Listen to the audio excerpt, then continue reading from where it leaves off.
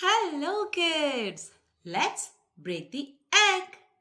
Today we are going to meet our friend letter E and it makes the sound eh, eh, like egg and elephant, elf and elegant.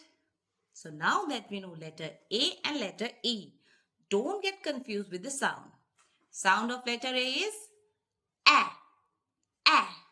And letter E, eh, eh.